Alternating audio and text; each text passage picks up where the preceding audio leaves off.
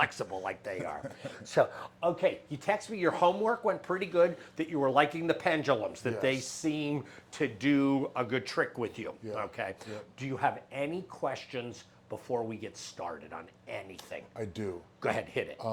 So a lot of my clients deal with the same thing because we're doing the same stuff. Correct. So I did play around with some of the breathing techniques on Jen, my athlete, this weekend. Okay. Provided some relief. Right. And was at the very least able to get more function here and here so that Okay. we could do better warm-up stuff. Good. All right. Very good. My question is there something I can be doing in training to hammer the spinal erectors, like glute ham raises or something? Is there something that I can do to like work on this stuff? We can get you, once we get you through the hip rotator part of what we want to see today, because with the Cat Camel 2.0, with what we had you doing, that is teaching the multifidi how to go long to short and short to long. So what happens is we can eventually get you doing something called the modified Superman. Okay. And the modified Superman, as long as you're following all the cues of, like neck long, chest, chest wide, ribs down, pelvis relatively even, and chin tucked, what happens is you'll see that if you maintain those 5 cues and you maintain the 3 diaphragm cues, all of a sudden your lumbar multifidi and your lumbosacral multifidi are going to start to kick in like they're supposed to. So I should be training as normal. There will be carryover, obviously, because I'll be Correct. cueing myself. Correct. But eventually we'll get to a point where I can actually hammer them. Yes, and what you will see is, how we've talked about like the 4 other subsystems?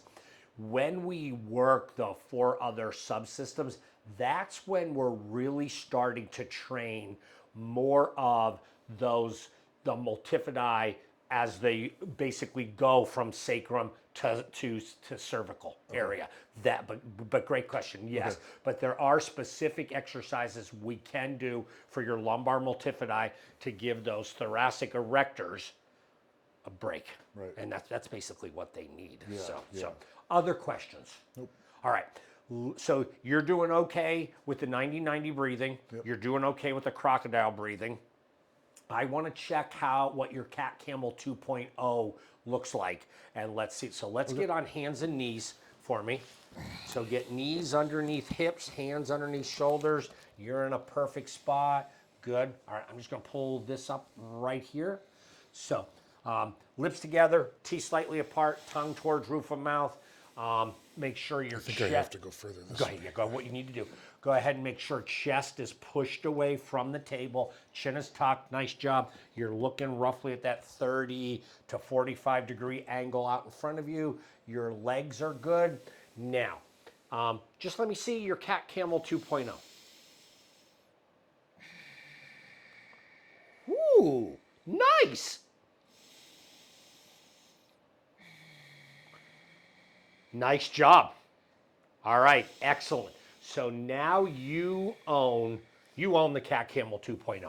So take a break a moment. So now what you're going to know, that say you're at a competition or you're just lifting and something doesn't feel right, you're going to check your 90-90 breathing. You're going to check the crocodile breathing, and now you know that you have to check the Cat Camel 2.0.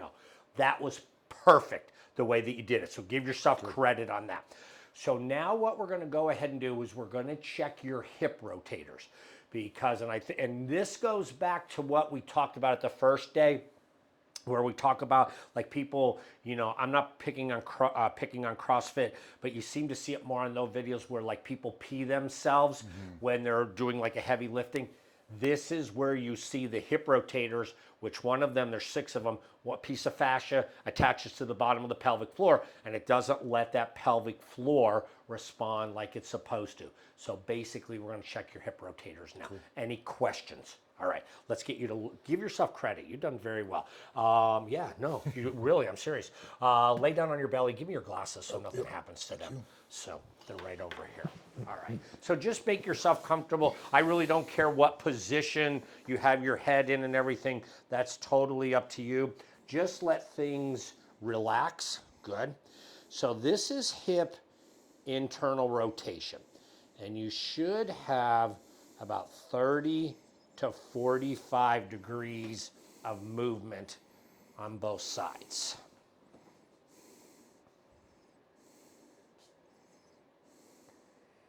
And if you take a look, basically your right hip internal rotators look really good. Like if we were to draw a line, we're coming up even with right about here.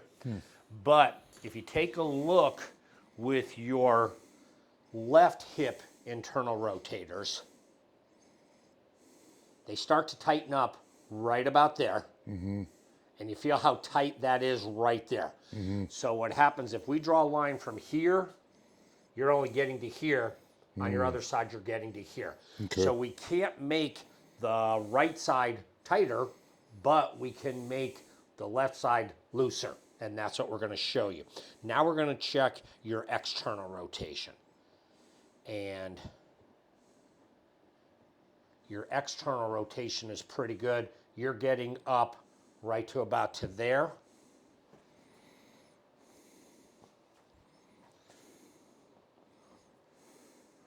And we're going to check hip external rotators on this side. And you're definitely looser. You have your right hip is looser than your left hip for Which sure. is weird because that's where I carry the pain. And usually in the world that I practice in, where the person is carrying the pain is not where the dysfunction is, it's where you're compensating from. Gotcha. So, and that's why if you even take a look like here, see your external rotation isn't bad, but your right hip external rotation is a whole lot better.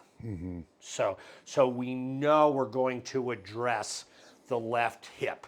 Okay, go ahead and sit up for me facing this way. So basically, so far, do you need your glasses? Are you okay? Can you get them? Okay.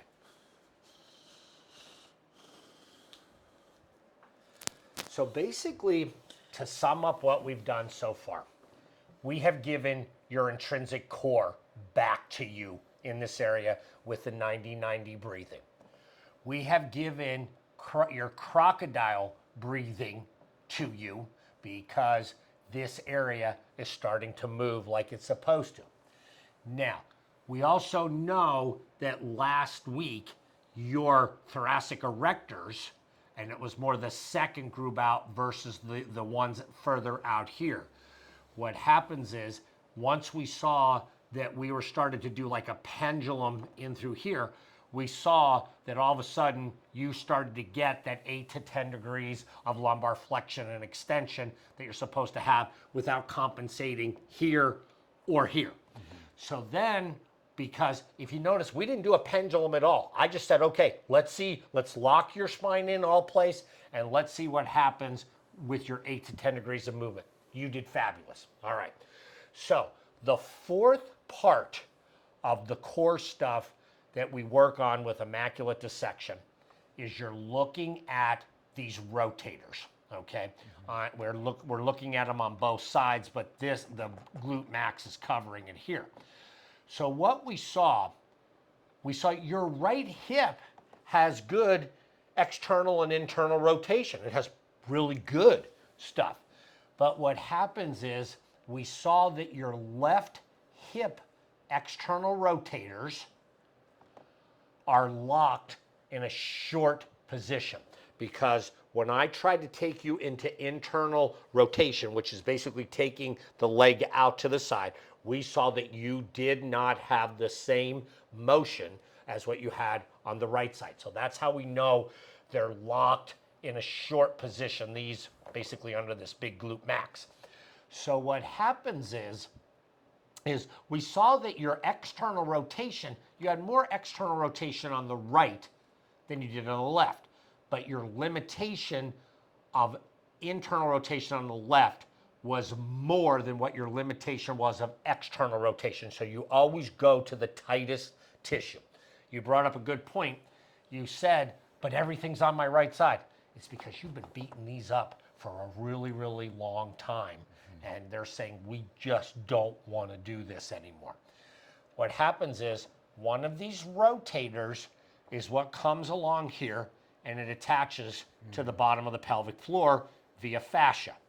So what happens is because the external rotators are locked in a short position, when the pelvic floor is supposed to reflexively respond to what the diaphragm tells it to do, you're tethering this down.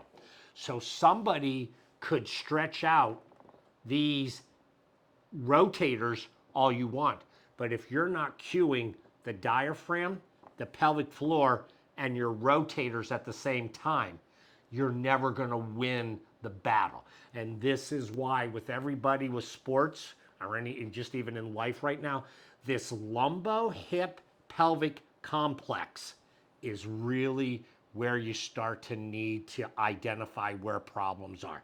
You can treat shoulder problems, you can treat hip, knee, whatever, but if there's an underlying problem here, you're not gonna accomplish what you want to do. I don't care if it's a factory worker pulling boxes off a conveyor belt or if it's somebody in your sport lifting heavy weights. You don't have that good foundation. Questions?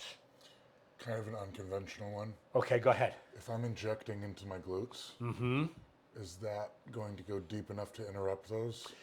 Let me ask you this, because I'm going. How far do you go when you're injecting? I'm just asking. Inch and a half at most. You might be getting down into the rotators, but you're probably not going deep enough. This is more of a training thing. Yeah, because what happens is when I dry needle here, which we probably will with you today, I use a 3-inch needle. Cool. And so basically, and with somebody like you who's like a bigger person, is basically we'll see if the 3-inch needle gets to where we want it to be, because you've heard me talk about like homeostatic points with every session. There are homeostatic points here that are trying to help. That's why a lot of people blame everything like on the piriformis. Well, guess what? The piriformis is only one of 6 rotators. So they're basically blaming the piriformis for what could happen. And the piriformis is not the muscle that attaches to the pelvic floor. So that's why you can't really blame the piriformis for a pelvic floor problem. Somebody came up with this idea that if you do piriformis stretches, it corrects everything. Well, guess what? It doesn't correct everything. If there was one exercise that corrected everything, guess what? Everybody in the world would be doing it, and I would be out of business big time. So do you have any questions on this lumbo pelvic hip complex? Nope. All right. So I'm going to show you how we're going to try to improve your left hip internal rotation. Let's get back on hands and knees for me, please. I'm going to take your glasses again from you. I don't think you're going to have a problem with glasses, but get hands and knees, get basically hands underneath shoulders, and basically your knees are underneath your hips. You're doing good. Now, because we know that your left hip internal rotators are the problem, you're going to position your left knee forward just a little bit. And if this groove in the table bothers you, we just move you one way or the other way. So think about all your cues: chin tucked, neck long, chest wide, ribs down, pelvis relatively even, and you're having your lips together, teeth slightly apart, tongue towards roof of mouth. So here's what we're going to do. We are going to tie pelvic floor, diaphragm, and your hip rotators together. So what I'm going to have you do is you're going to, and everything is based on your breathing. So once the inhale or the exhale ends, that's when I want you to stop moving. I don't want you to keep moving.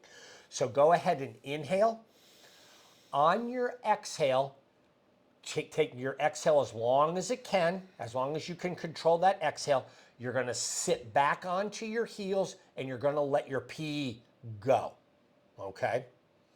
My pee? Yep, you're gonna pee yourself. Like you relax that part. Yes. So what happens is this is what the people who, when you see them and they're peeing themselves, this is what they can't do. Okay. So I'm on the exhale, I'm moving back. Correct. And I stop moving when I stop exhaling. Correct. You got it. So breathe. Inhale. Exhale. Sit back. Let your pee go. Once your exhale is over, inhale, rock forward, hold your inhale, and hold your pee. Good. Like clamp my hole or like hold it on the inside? Yeah, on the inside. Sorry. No, that's a good question. And this is why people who have done like Kegel exercises and like they're trying to like squeeze their pee off or whatever, what happens is Kegel exercises don't really correct the pelvic floor. They address, it's like if you have a garden hose and you have a bubble in the garden hose, do you want to replace the nozzle or do you want to replace you? So when you're doing pelvic floor stuff, this is where you're working on controlling your pee in and out with the movement. You're not doing a Kegel. Okay. Okay, makes sense? Yeah, I Okay. just think I have a disconnect there, so I don't know how to hold it up that's there. normal, Yeah. and that's why we make this the last thing, because if we don't have you breathing correctly, Right. and if you don't have the 8 to 10 degrees of your lumbar flexion and extension, you're not going to win this battle. This is why there's lots of people who are walking around with pelvic floor problems who have had internal work and everything else like this, and when they come in to see somebody like me, and I'm the first one who's telling them they're not breathing correctly, they get all messed up with it. And what happens is 70% of pelvic floor problems can be corrected through these 4 stages. Okay. What happens is if we get people through these 4 stages and they're still having a problem, then we look at hormones and neurotransmitters, because there can be an imbalance with that stuff. But you don't get somebody to spend like lab work that's not covered by your insurance until you make sure they can do the 4 core things. Right. So that's what this is all about. So when you said you have a disconnect, you're not wrong. And this is what we're working on. Yeah. Other questions about that? Remind me to tell you of a very cheap and convenient site to get your blood work panels from after the session. Nice. All right. Yeah, I definitely want to know that. Yeah. And I'll tell you the one I deal with as well. I don't know if I have it here. So yeah, that's do good. that, yeah. All right. No, that's what I like. All right. No, that's what I want to know. All right. So I'm going to walk you through this again so you know all the cues that we want you to work on. So you're going to inhale. On your exhale, sit back, let your pee go. Once your exhale is over, you're going to inhale, hold your inhale, rock forward, and hold your pee. Oh, I can feel it. Yeah. It should feel like right here. Right? Correct. Yeah. Well, you see how you're bringing awareness to that area that you probably have not had awareness in a long time. It's like the tip of the lower abdomen. Yeah, and that's where your pelvic floor sits. So Right. you're absolutely right. And that's remember how we were talking that first day about the internal abdominal oblique and the transverse abdominis being down here? Yeah. I think when you said you didn't feel like you were feeling stuff there, Yeah. I think what you were really not feeling was the internal abdominal oblique and the transverse abdominis sending messages or impulses to your pelvic floor. That's where, because you look good when we did all our tests with that. This is why this is going to be your biggest thing that you're going to find awareness with, that you're not used to this. Yeah. Okay. Can we do 2 more reps, and then I want to check your rotators again. So again, line up all your cues. So inhale. On your exhale, sit back, let your pee go. Once your exhale is over, inhale, rock forward, and hold your pee. Once your inhale is over, you're going to exhale, sit back, let pee go. Once your exhale is over, inhale, rock forward, and hold your pee. Good. Lay back down on the table for me, please. So, we're going to check left hip internal rotators. Let things relax. Now, feel the difference? Mm-hmm. All right, so right now, we have your left heel coming up to right about to here. So, you may sit back up again and I'll explain everything of what we did, and spin around this way if you don't mind. Grab glasses if you need to, or I can get them for you.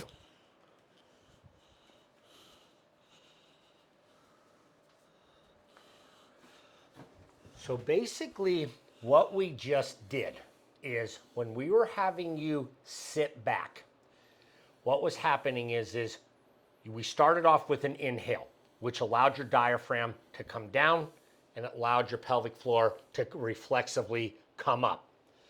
Then what happened is we had you sitting back. We had your left knee slightly forward, which was getting that stretch for those rotators. Then what we did was then we had you rocking forward. You were holding your inhale, which caused the diaphragm to come back up because your diaphragm goes up on the inhale. But what it also did was it caused your pelvic floor to drop down like it's reflexively supposed to do. And what that did was that allowed the rotator to contract like it was supposed to. So then what we had you do was we had you do 3, 4, maybe 5 repetitions. And what we did was we reassessed. And what we saw was that we didn't do anything to your hip. I didn't touch your hip. But what ended up happening was we saw that your left hip internal rotation, passive range of motion significantly improved. So your left hip rotation issues were related to your core. So that's why I said people could tell you to do any type of stretch in the world that they wanted to. But what happens is if you're not incorporating diaphragm breathing and ending the stretch either on, once the inhale or the exhale is over. And this is why we try to get people to go for a longer exhale, because the longer your exhale is, the more you're generating forces to the arms and to the shoulders and the hips like you're supposed to. So, but when you think about it, when I had you rock back, what happened is that is someone sitting down on the toilet. Well, when you sit down on the toilet, you want to let your pee and poop go. But when you're coming back up, when you're standing up, you don't want your pee and poop to let go. So that's why when we had you rocking forward, you were basically getting up from a squat. Now, let's think about those people who pee themselves during a squat. Well, what happens is they're coming down and they're doing everything they can to hold their breath because basically this is falling apart on them. And so what happens is because they're not reflexively responding here, they've lost control. And what happens when somebody doesn't have control of their, basically this front part of your bladder, you pee yourself. So that's why you can do all the Kegels in the world you want. Yeah. Not going to help because the Kegels correct the opening. They don't correct these quadrants. That makes sense. Okay, questions? No, just comment on that. So I always thought that I was pissing myself when I was running to the toilet because I was running too much shit and my prostate was getting enlarged. Mm-hmm. But now that you're explaining this, those times I'm training really hard and heavy, and it's not that it's not that I'm just having an easy time letting it go. It's that when I sit, I have a hard time letting it go. Correct. Like it's almost like I have to sit there and force myself to undo, and then everything starts coming. Because you're not, nobody told you to coordinate things on your exhale and your inhale. You are basically, when you are running to the toilet, if you had to go really bad, like you have what's called the urge incontinence, you didn't want to pee yourself. So what happens is you were you were holding your breath to get there because you knew that if you exhaled, what happened is you would pee yourself. So you taught yourself to hold this. And this is the same thing when we see people who have like C-sections and everything else like this. They're the people that, and it's basically women start off with more pelvic floor issues, but as we get older, it's basically the percentage is about the same with male and females having pelvic floor issues. But these are some of the people that if you have them doing something where they step out to one side, they can hold their pee. You have them step out to the other side, they can't hold their pee and they feel like they're gonna pee themselves. And it's basically because one of these sides of the front part of this quadrant is not working like it's supposed to. So this is why they will stay tight in that internal or external rotation. Because if we would have seen that your problem was external rotation on this side, basically when I was crossing the leg over, we would have started with that left leg back a little bit as compared to forward. That's how you separate to take tension on and take tension off of things. Make sense? Yeah. Okay. So basically, what your homework's going to be is you're going to do 90-90 breathing for a minute. You're going to do crocodile breathing. Again, I don't care if you're here or here, totally up to you. Whatever you want to do. You're still going to do the cat camel 2.0. And again, you're following all the cues. But now we're going to teach you how to do the releasing of your hip, your left hip rotators. Okay, makes sense? Yeah. So that's going to be your homework. And believe it or not, that's the last of the core exercises. Then we get, then we get to go into some of the, then we get to go to see, do we go to the deep longitudinal subsystem? Do we go to the lateral subsystem? What do we do from there? Cool. Okay, make sense? Yeah. Okay, do you want to review this again so you get it? I think I got that one pretty Okay.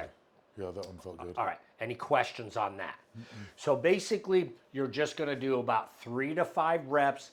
The most important part, remember all the 3 diaphragm cues. Remember, the chin tuck, neck long, chest wide, ribs down, pelvis relatively even, because that is helping you to keep those 4 curves of the spine like you're supposed to.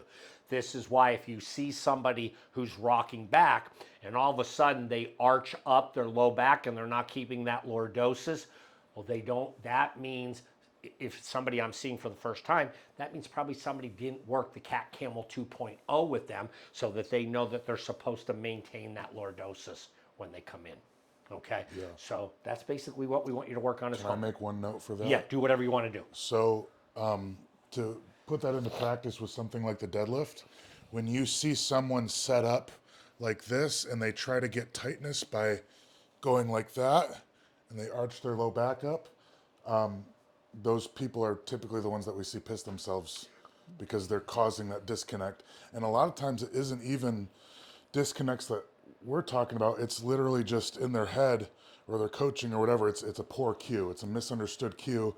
And they think that, sitting back with vertical shins and trying to wedge in like that is going to cause the tightness. Correct, and you basically, you did a very good job of showing what a hyperlordosis, which I don't really like that term, but an increased lumbar lordosis is. And basically, when you go into that significantly increased lumbar lordosis, you're robbing somewhere else of those 4 curves. Yeah. You're either going to lose your cervical lordosis, your thoracic kyphosis, or your sacral kyphosis. Because again, this is why the Cat Camel 2.0 is so important, because you only have 8 to 10 degrees of motion there. So if all of a sudden you're seeing someone who has this way hyperextended position, they're getting it from somewhere else, because basically the shape of the vertebrae of the lumbar vertebrae don't let you go more than 8 to 10 degrees of that motion. And you also see these people, saw a couple of them this weekend, get into position really hard, and as soon as they start to pull, what happens? Yeah, you're right. And see, exactly. That's where they've lost that lumbar lordosis. And basically what they're doing is they're taking their thoracic kyphosis and they're extending it all the way down to the lumbar lordosis. So once you lose those 4 curves, and this is why we beat it into everybody who does this immaculate dissection stuff. It's chin tuck, neck long, chest wide, ribs down, pelvis relatively even. That is the whole thing about maintaining those 4 spinal curves. That's why when I say that I think your sport is underserved, this is part of the problem where it's underserved, is that and it's nobody's fault. You guys are doing the best you can.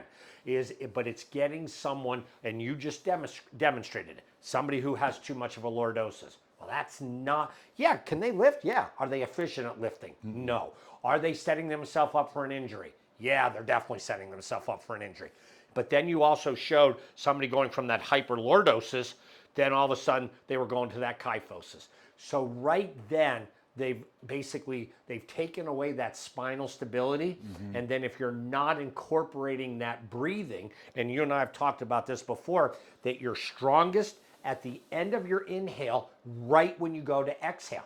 So what happens is, like the deadlift, you line everything up, you're holding your breath.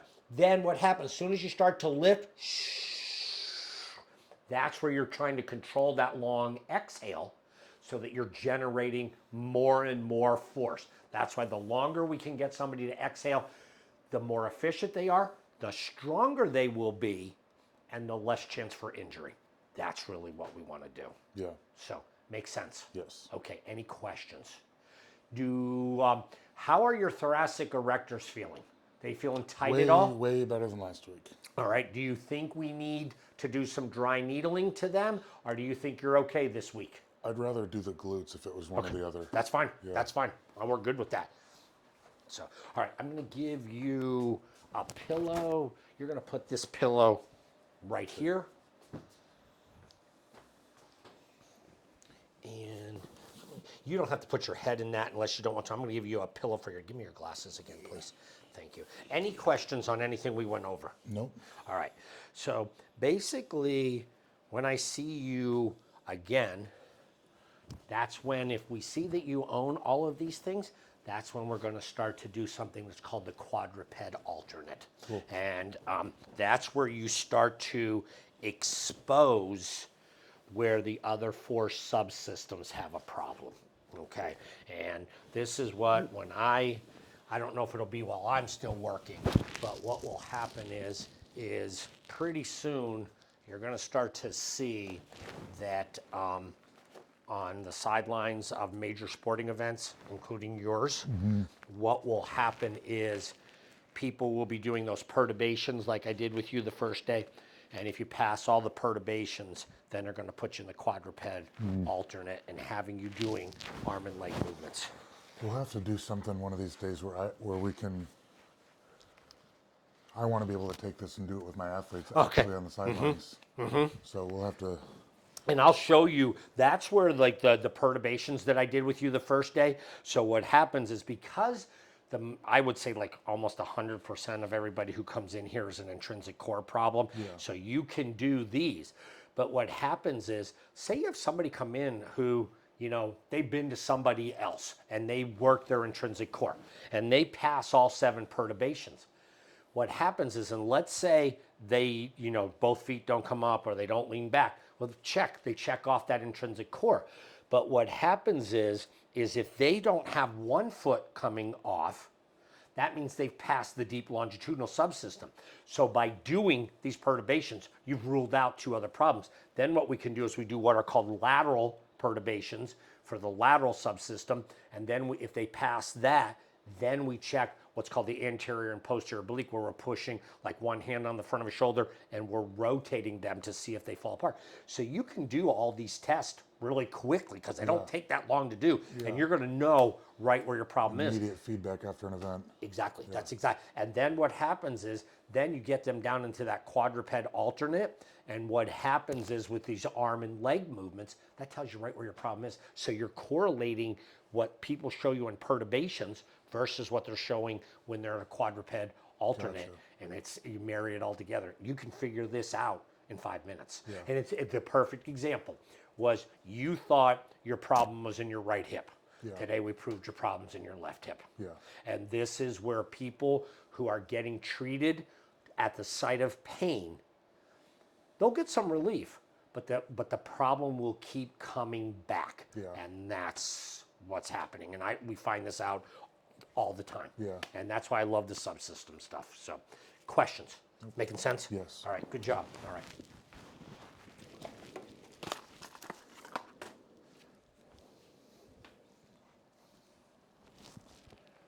All right, so what I'm going to do is I'm just going to pull this down.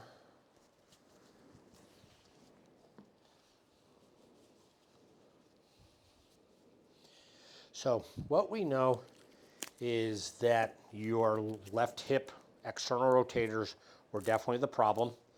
They got better with the pelvic rocking. But what we're going to do is we are going to see if we can help to speed things along a little bit by also doing some dry needling to this.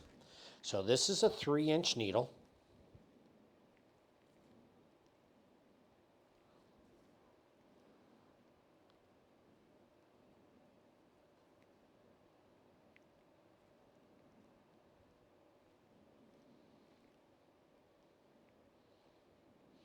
And basically what I'm doing is I'm kind of just pistoning up and down. And what we're doing very much, and I want to show you something. How tough your skin is, you bent the needle. So this is why. It didn't even go in? Oh, it went all the way in. Yeah, we were in the full 3 inches, but what happened is the needle will bend, and this is why sometimes, and I've had it happen here, that people are so tight that when you pull it out, it can almost look like a fish hook.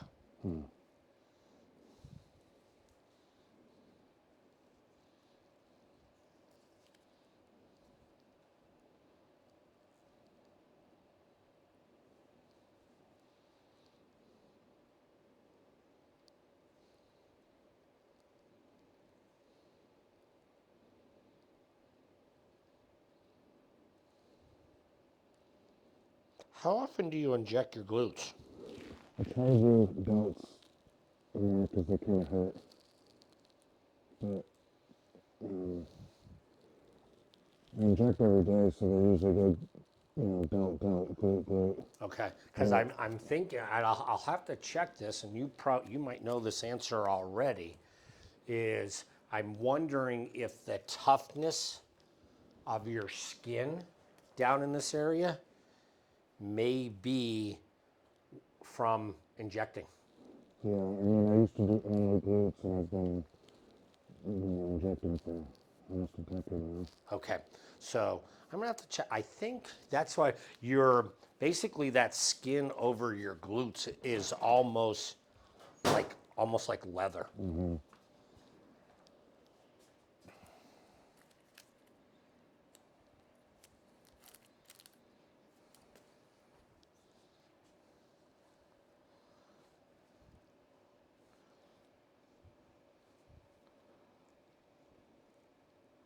But see, right there's a homeostatic point, and you feel how that's tight right there?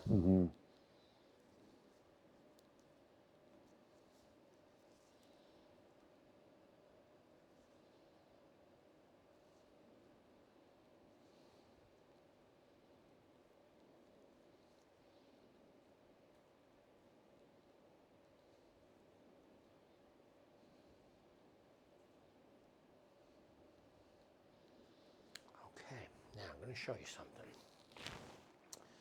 Now, we really haven't done anything more to this hip rotator. You would agree? All we did was put 3 needles in you, maybe 4. Now, let it relax. You okay? Now, see how that has stayed with good range of motion. So now what comes the thing, you may sit up. What happens is now you're going to have a tool that when you're working out, if you do something and all of a sudden that hip gets tight on you, that means that's an activity that probably prior to you doing that, you're going to want to do that rocking back and forth because your brain knows you're going to tighten up those hip rotators. Yeah. So that means your core is not going to be working the way we want it to. Right. So, okay? All right. Any questions? Nope. All right. We are done. Okay. I'm going to go unlock the door, just let my next patient in. Yep. But I want to get that information. Yes.